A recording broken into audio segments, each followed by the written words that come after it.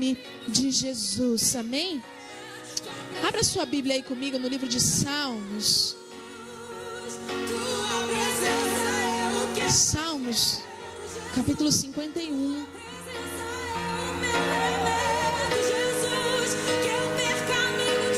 Nós vamos ler o verso 11.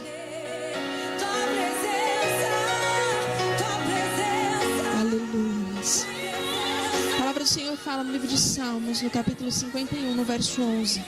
Diz assim: não me lance fora da tua presença, e não retires de mim o teu Espírito Santo. Não me lances fora da tua presença, e não retires de mim o teu Espírito Santo. Não me lances fora da tua presença, e não retires de mim o teu Espírito Santo. A palavra do Senhor no livro de Salmos, ela é muito clara a respeito de por que Davi escreveu esse salmo. Davi escreveu esse salmo porque Davi pecou e Davi precisava de uma transformação, ele precisava de um perdão, ele precisava de um conserto do Senhor. Então Davi, ele escreveu esse salmo e o início diz: Senhor, tem misericórdia de mim segundo a tua benignidade e apaga as minhas transgressões segundo as tuas misericórdias. Quando nós lemos esse salmo, nós entendemos, lembramos da história de Davi. Davi foi escolhido no pasto. Davi foi escolhido não porque ele podia fazer alguma coisa. Davi foi escolhido por conta do coração dele. E por conta do coração de Davi, ele foi elevado ao trono de Israel. A palavra do Senhor fala no livro de segundo Reis, que um dia Samuel, ele se atrasa, vamos dizer assim, para chegar até o encontro de Saul.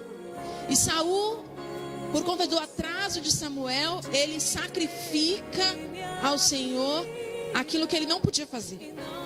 Sacrificar ao Senhor era dito apenas para o sacerdote. Saul, na sua posição de rei, ele acha que ele pode fazer algo a mais. Ele olha e fala: Samuel se atrasou e eu preciso fazer isso, porque eu preciso vencer os inimigos, então eu mesmo vou sacrificar. Quando Saul sacrifica, ele recebe a presença de Samuel e Samuel olha para ele e fala: você desagradou ao Senhor. E porque você desagradou ao Senhor, o seu reinado acaba aqui. E fala que o Senhor escolheu para si um homem segundo o seu coração. Quem é esse homem segundo o coração de Deus? Davi. Davi, lá no pasto, lá cuidando das ovelhas de seu pai, é chamado para sua casa. Quando ele chega na sua casa, Samuel está lá. Samuel olha para Davi e unge Davi como rei. Passa-se os anos, Davi toma posse do reinado. Davi vence guerras, Davi passa por muitas coisas, ele chega até o trono, ele chega a ser rei. Só que um dia Davi está disperso. Davi, ele olha e fala: eu não vou à guerra hoje, eu não vou guerrear. Ele era rei, ele podia escolher. Então ele escolheu ficar no seu palácio. Quando ele fica no palácio, ele dá uma brecha gigantesca e olha para a mulher de Urias que está tomando banho. Quando ele vê a mulher de Urias, ele deseja aquela mulher e manda chamar aquela mulher. Ele se deita com aquela mulher, ele concebe um filho naquela mulher. Aquela mulher engravida de Davi. Davi, para acobertar o seu pecado, manda matar o marido de Batseba. Como castigo, o Senhor, ele fere o filho de Davi. Batseba, ela dá à luz àquele menino, mas vem uma enfermidade muito grande sobre aquela criança.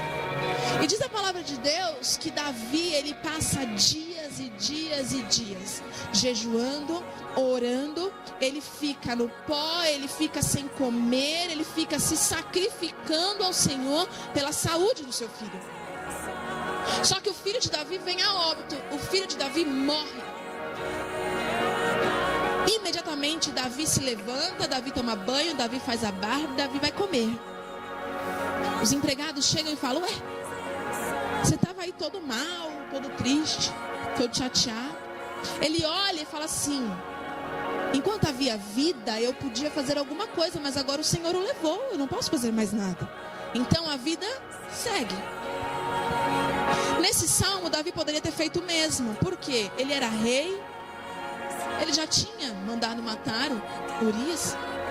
Mas aqui Davi perde algo muito além. Davi perde algo que vai além de um filho. Você consegue entender algo que vai além de um filho? A presença do Senhor vai embora da vida de Davi como a presença do filho dele foi embora. Só que quando o filho dele foi embora, ele olha e diz: já foi, e eu preciso seguir a minha vida. Mas a presença do Senhor se foi, e Davi não conseguia seguir a vida dele. Eu não sei como você se sente nessa noite. Eu não sei como você veio para cá, para a casa do Senhor hoje. Mas não tem como seguir a vida sem a presença de Deus. Quando nós viemos para a casa do Senhor, a gente diz: o que você veio fazer aqui? Eu vim adorar. Eu vim buscar a presença de Deus. Mas você sabe o que é a presença de Deus? Você conseguiu já sentir algum dia a presença de Deus? A palavra do Senhor fala que Davi, ele entra num estado tão crítico, que esse salmo provavelmente saiu de dentro da alma de Davi num momento de uma angústia, de uma amargura tão grande. Diz para o Senhor: Senhor, não me tira a tua presença. Não me tira da tua presença e não tira de mim o teu Espírito Santo. Muito provavelmente Davi já tinha orado ao Senhor e não tinha visto resposta. Tinha orado ao Senhor e não tinha mais sentido nada. Tinha buscado ao Senhor e talvez não conseguiu mais ouvir a voz do Senhor. Aí ele entendeu que a presença do Senhor já não era mais com ele. E hoje eu quero que você entenda uma coisa. Quando você ora, você consegue ouvir o Senhor falar com você? Quando você clama, a resposta do Senhor vem sobre a sua vida? Quando você entra na casa de Deus, o desejo de adorar ao Senhor vem sobre você? Porque se não vem, meu amado, você não tem a presença de Deus com você. Você precisa buscar a presença de Deus. Você precisa dizer: Senhor, eu preciso da tua presença. É muito fácil estarmos aqui na casa de Deus enquanto tem alguém aqui orando, alguém louvando, você fechar os seus olhos e você chorar às vezes. Chorar não é sinal da presença de Deus. Chorar é sinal que você está triste e que porque você está triste, você fecha os seus olhos, o louvor toca você, sim. O louvor te deixa emotivo, sim, aí você chora. Mas quando você chora e a presença de Deus está, você começa a sair daqui alegre. Quando você chora e a presença de Deus está na sua vida, o choro precisa se transformar em alegria. Se você chorar e sair triste, a presença do Senhor não te tocou. A palavra do Senhor nos fala lá no livro de Marcos, no capítulo 10, a respeito de um moço que ele chega para Jesus e diz: Senhor, o que eu faço para ter o Senhor? Para ter a vida eterna ou para ter a tua presença? O que eu faço? A palavra diz que Jesus, ele olha para aquele homem e diz assim: e Jesus amou aquele homem. Por aquele homem chegar perto de Jesus, Jesus o amou. Por ele desejar ter a presença de Jesus, Jesus o amou. Então, por você estar aqui, por você desejar estar aqui, Jesus te amou. Amou porque você saiu da sua casa e veio. Amou porque você olhou e falou: Senhor, eu poderia ficar aqui, eu poderia ir passear, eu poderia tantas coisas, mas eu vou na tua casa hoje. Então Jesus amou a sua escolha hoje. Só que Jesus olha para aquele moço e fala assim: olha, você sabe as leis? Ele diz: eu sei. Você sabe as escrituras, os mandamentos? Ele olha para Jesus e fala: eu sei, Senhor. Você sabe tudo a respeito de mim? Jesus, eu sei. Aí Jesus olha para ele e fala: agora você pega tudo que você tem, você vende e você me segue. Aquele moço nunca tinha sentido a presença de Jesus. Ele conhecia Jesus, ele sabia quem era Jesus, ele conhecia a palavra, ele conhecia as leis, ele conhecia os mandamentos, mas ele não tinha a presença de Jesus com ele. E porque tinha a presença de Jesus, ele não conseguiu entender o que Jesus queria naquele momento. E ele resolveu ficar com as coisas dele e foi embora. Jesus, ele olha pasmo, talvez, aquele homem indo embora. E fala para os seus discípulos: é muito difícil um rico entrar no reino de Deus. É mais fácil um camelo passar por um buraco de uma agulha do que um rico herdar a vida eterna. Sabe por quê? Aonde tem a diferença dessas duas histórias? Qual é a diferença da história de Davi para a história daquele moço rico? Davi conhecia, Davi sabia quem era Deus, Davi sabia os mandamentos, mas Davi sabia porque Davi vivia com a presença de Deus. Davi dependia de Deus. Davi consultava o Senhor para tomar as suas decisões. Davi era escolhido, Davi era o homem segundo o coração de Deus, porque ele entregou o seu coração para Jesus. Ele tinha um coração quebrantado. A palavra fala aqui, no versículo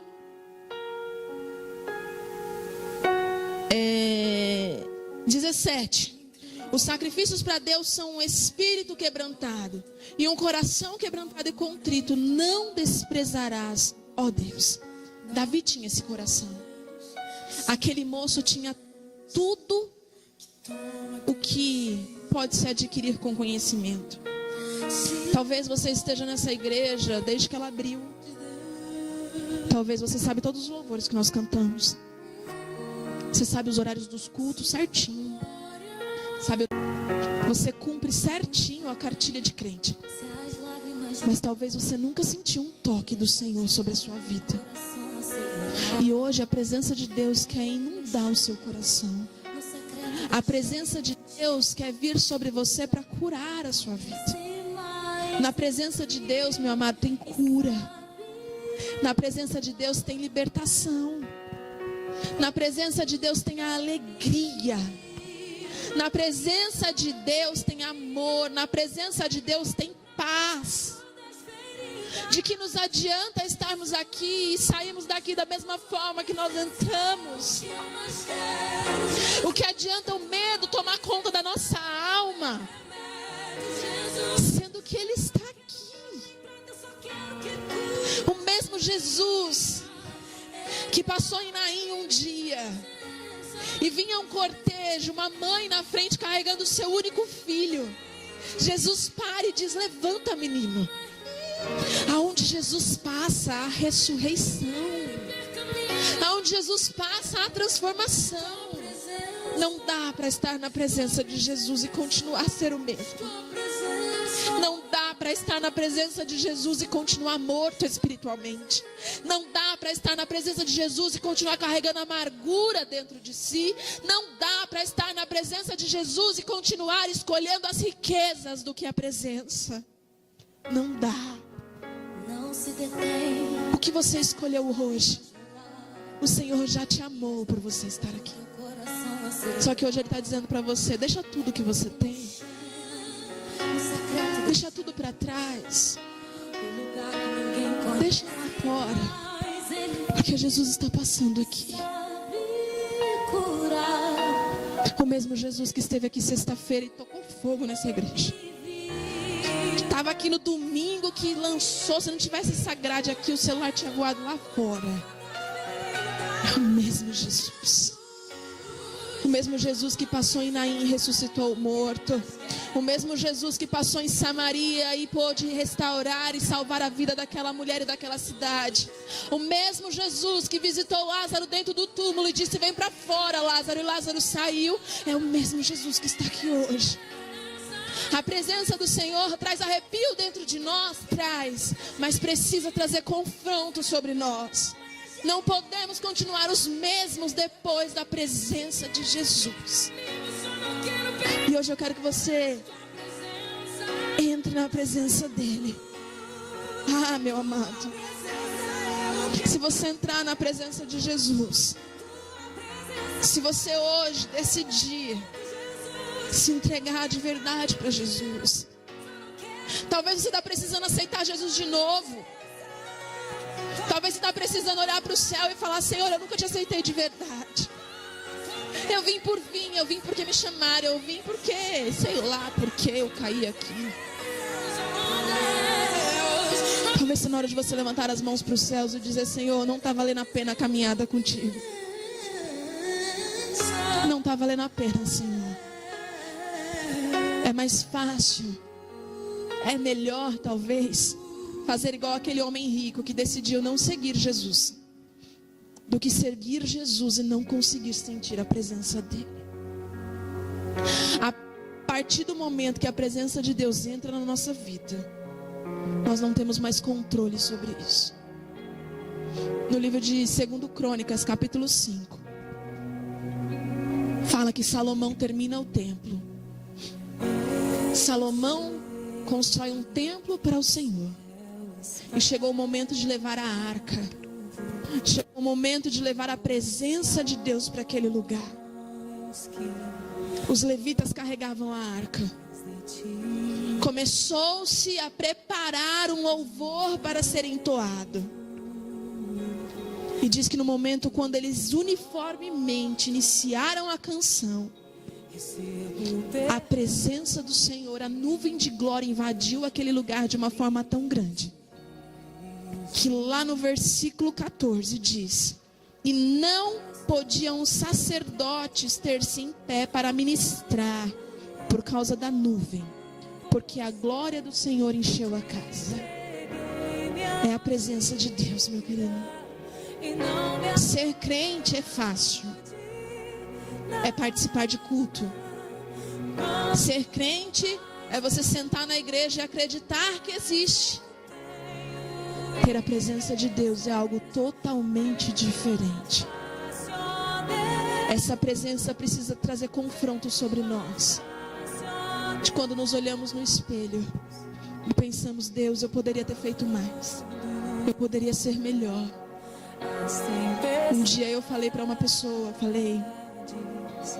ela falou: pastora, eu gosto da igreja, gosto do louvor, gosto das pessoas.